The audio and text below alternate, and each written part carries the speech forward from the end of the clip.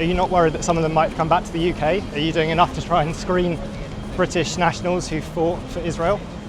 Are war criminals walking among us? I've come to Parliament to find out the reaction to a landmark UN report which has just said that not only is Israel still committing genocide in Gaza, but that anyone who served in the Israeli military in Gaza since 2023 should be treated as a war crime suspect. There are also dual citizens. Many of the citizens of these countries are serving on the Israeli defense forces. We know who they are. Now this matters because 25,000 of you have signed our letter demanding that the Foreign Office put in place measures to investigate whether any of those soldiers are British nationals coming back to the UK. The Foreign Office hasn't responded to our letter, so I've come down here to try and find a minister to talk to us about it. Good day, Foreign Minister. Phil from Declassified UK. Are you worried that war criminals might be walking the streets of Britain? I'm just on my way to answer an urgent question in the House of Commons, so you'll hear from me first from there. Are you going to talk about what you're doing to stop British nationals fighting in the Israeli army in Gaza? I'll be answering the questions of my colleagues shortly, so you'll be able to catch me there rather than here. There's more than 2,000 British nationals who've fought in the Israeli army since 2023. Are you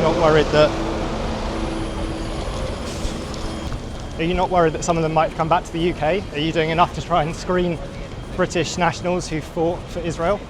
I'll be answering, I'm sure, a whole range of questions in Parliament in a second, so I suggest I've tune seen in the order to list. I BBC don't Parliament. think this is on the list though, is it? I mean, it's a fairly straightforward question. Why aren't you stopping British nationals fighting for Israel while the UN says there's a genocide going on? Isn't that a fairly reasonable thing for the Foreign Office to do? I suggest your viewers tune in to BBC Parliament, and I'm sure they'll be able to see lots of questions. So that was the Middle East Minister Hamish Falconer there, refusing to answer our questions about what his department is doing to investigate British nationals who fought for the Israeli army in Gaza. We know there's more than 2,000 British nationals who've served in the IDF since 2023.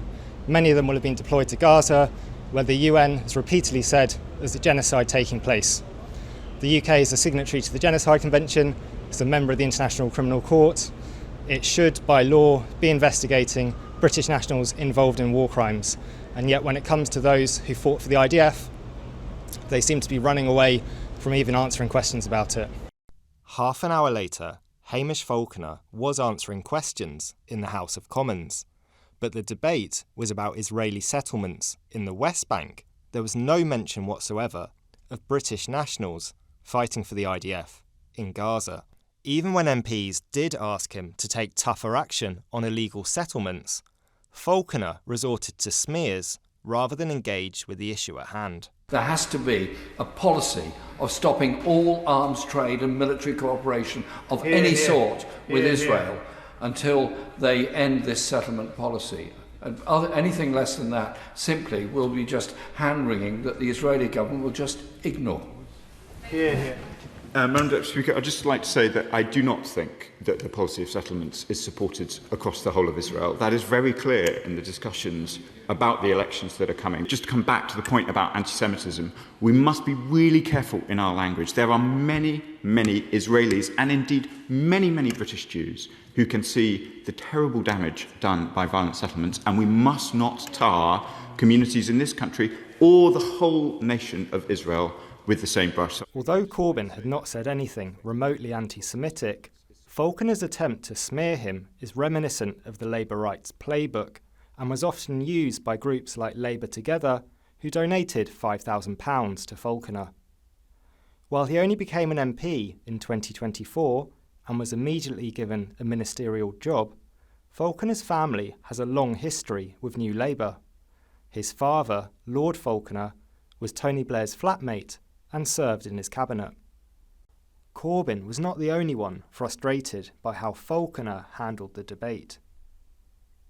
MPs from across the political spectrum were exasperated by his refusal to take more concrete steps against Israeli settlers. The definition of insanity is doing the same thing over and over again, expecting a different result, and many of us feel that way at these statements, but surely the Minister must be starting to feel that way Two, we've thus far had, throughout the last, 2 years of savagery, from both governments, frankly, talk, meagre measures, talk, none of which has had any impact on the conduct of the Israeli government. Over the course of that 2 years, the Bush government has taken a whole range of steps. We've talked about recognition, we've talked about sanctions, and that is... Madam Deputy Speaker, frankly, I despair. I lost count of the number of times that he's wrung his hands, made statements of concern, expressed worry and condemnation, and yet refused to do what he claims he will do, because he's talked about acting with alacrity. He's talked about using all the leverage we have, and yet he does not. These MPs are not the only ones who think Britain could do more to hold Israel accountable. Last month, a UN commission said countries like Britain should be trying to prosecute dual nationals who have fought in Gaza. We've made recommendations to member states because they can exercise in their domestic courts universal jurisdiction if they are parties to these conventions, which many of the countries are.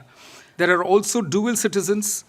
Many of the citizens of these countries are serving on the Israeli defense forces, and when they return home, of course, action can be taken against them if the investigations into their actions show their involvement in any of the incidents that this commission has talked about in its report. In relation to the 14-year-old boy who bled to death over the period of 45 minutes, the soldiers were members of the paratrooper battalion operating under the command of the Monash Brigade, also known as the 431st Territorial Brigade. We know who they are.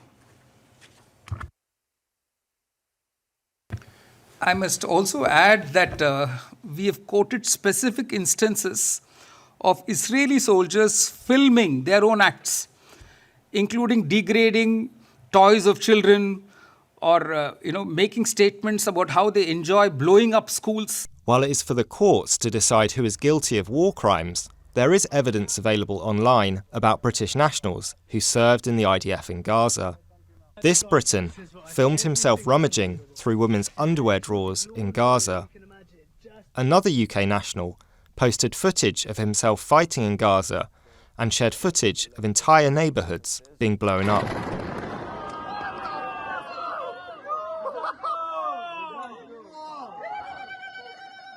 They are just two of more than 2,000 British nationals who have served in the IDF since 2023. A statistic we found in a Freedom of Information request after the British authorities told us they didn't record such data themselves. Last year, we watched as lawyers reported 10 of these people to the Met Police War Crimes Unit in London. Since then, the police has said it won't be opening an investigation into them. But at Declassified, our investigations into British nationals who fought for the Israeli military in Gaza will continue. If you want to support our work, go to declassifieduk.org/join.